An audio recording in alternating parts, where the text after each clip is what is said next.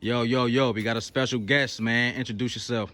Man, it's Bizzoe, man. Bizzoe, man. Quan Bailey. Nice to see y'all, man. Okay. So, now listen, man. I'm gonna tell you for one, man. I've been interviewing people, man, and I actually listen to your music. I'm a fan, like for real, man. I listen to your music. I love local music. I love local talent, and I love seeing people just go out there and get it, man. Young artists is hungry, man. I'm gonna say, what inspired you to, to get involved with the music, and what keeps you going? Man, I would say early on, really, it was one thing, we on the block, kicking it here with friends and that. I would say early on, it was a way to express ourselves. We was having fun, hitting off of tables and making beats on, on the buses and that, putting up lyrics. So it was just a way to kind of have fun at first.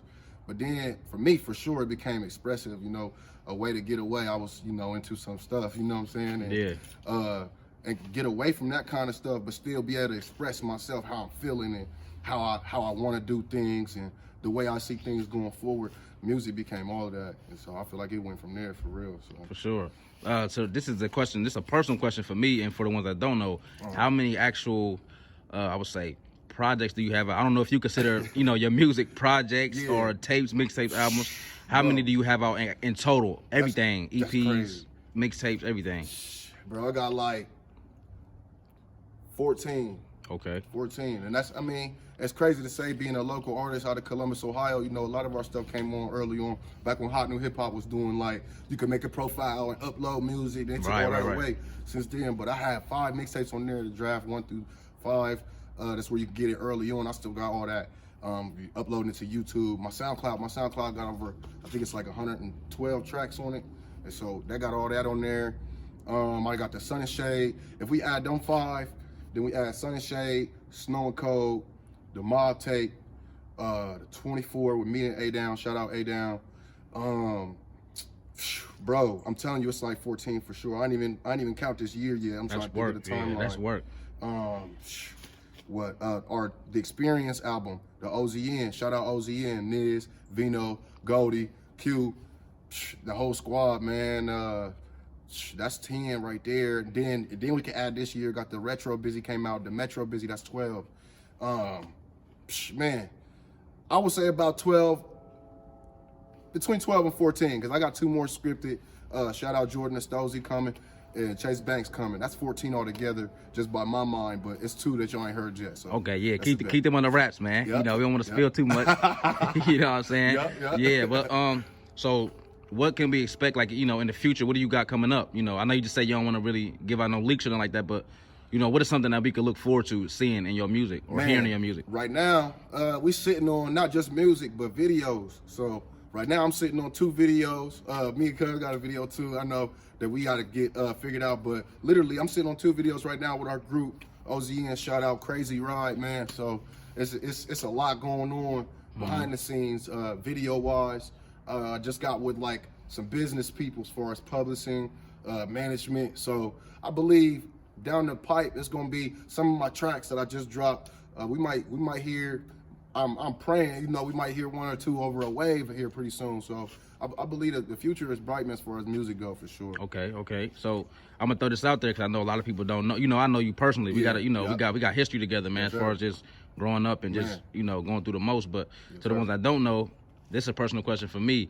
Now you got college degrees. Yeah. And that's crazy to me, man. Like you an artist, you an actual rap artist. Yeah. And you didn't go to school. If I'm mistaken, you didn't go to school for music. Nope. You know what I mean? Now you got college degrees, and you into music. Right. Now how did you balance that as far as being a college? Because I know that life is crazy. Yeah, I'm actually glad you asked this one, because I was just talking to my boy the other day, and I told him, this is word for word what I told him. I said, I'm glad that somebody like me, as far as, because we got people that went into even just networking, marketing, and they're doing well. We got friends who went pro level and they're doing well, all went to school to snap. I'm glad that there was somebody like me, God put me in position to be like those people and be doing music, because I do have the degree. It's in criminology, it's in human relations. It seemed like during my time in college, I was going, obviously not further away from, I got Dean's List, so obviously not going further away from my academics, but at the same time, I was exploring more and more the creative side. That's where I was dropping a lot of the tapes and doing a lot of the shows, and that's really where I found and honed my ability to be like just in the artist. So actually early on, coming out of the city, I was one of the first ones, you know, looking into the ASCAP. I got my songwriting. I went behind the scenes as far as the business, and that's where the school come into play. Yeah. And so that's where, you know, different approach. Right. So as we sit here today, I own on my, you know, I'm a ASCAP songwriter and a publisher. I own both my own publishing and songwriting with ASCAP. So as far as the business side go, you know, management, doing shows, that's me doing everything. As far as management goes as a whole, I've been able to manage myself with the academics, you know, and still be as creative as, you know, getting on my 1-2. I was just talking about that the other day. It's crazy. That's crazy, yeah. So who you know, everybody got their own, you know, their genre of music or they top artists they listen to. Yeah. You know, who would you listen to that's, you know, that's not, I mean, it can even be local. Who do you listen to keep you inspired, to keep you motivated, to want to raise the bar? Man, I ain't gonna lie. I listen to a lot of everybody, and that sounds like a different type of thing, but it's like, I like for people to support me, so I won't even tell somebody per se, you know, and I listen to whole projects, you know, and so that's inspiring too, because I know that there's people out there somewhere around the world doing that to me, you know what I'm saying? And when I go on SoundCloud and I see like all these plays, and that's like somebody was doing that to me, and so that's a way too that I do that. Outside of that, man, I'll say like Money Man, Drake. I don't want to be too cliche because there's some people you hear every day, you know what I'm saying? But man, outside of that, it's like what we got going on locally, and Money Man for real. I like his flow. I like his feel. You know what I'm saying? Yeah. And so yeah. For sure. So what, as far as with traveling and just cause you know, I interview a lot of people so far, man, and a lot of people aren't on the level that you on, or some people trying to get there, because you got a big, you know, as far as like brand, big audience with the music scene, and you know, a big following. Because I seen on SoundCloud you had like that one song, Unsigned Artist, or something like, it got like 70,000 plays. You know what I'm saying, on SoundCloud. That's major for a local artist, like, you know what I'm saying? So I know you getting a lot of different views, you getting a lot of audience, man. How do you just, you know, balance the, I mean, I want to say, you know, local fame, or, you know, just because you're not put on just a regular pedestal from other artists. You know, how do you balance that as far as like, you know, being, do you handle that arrogantly, or you still try to stay humble with having that type of fame and having that type of brand with yourself? See, and this is something that usually for me don't even come up unless like there's a conversation, because I'm so like down to earth with the entire grind. The entire grind is, I'm like trying to get into the details, and I'm focused on, you know, how can we present things the best way, and the result, the plays and the views and that, man, I love it. I love seeing it. I love getting it, but it's like not even the focus, because we doing so much work on the front end, you know, and so just staying inspired and staying busy, I think, is the best way to like handle that, because yes, those things are growing, and yes, those things are building, but so am I, you know what I'm saying? There's more, I got more tracks like Unsigned, you know, that I want to unravel, and there's more collaborations, more features, more videos. There's so much more content, you know. I stay focused, and that way, you know, we could drill it. And I don't even, it's crazy, because even you hit it, you know, some people take their status and then just start living off their status, you know what I'm saying? Right. It's not even. That's what I meant, And I'm so focused on bringing this whole thing together, you know what I'm saying? I can't even focus that my numbers is blowing theirs out, you know what I'm trying to say? It's like, bro, we're trying to get this done, and we're trying to get that done, and this is what we're doing next, you know. And so I in a way, you know, it's a huge humbling factor, but in a way it helped me stay focused, super focused. So that's really how I deal with it, being honest.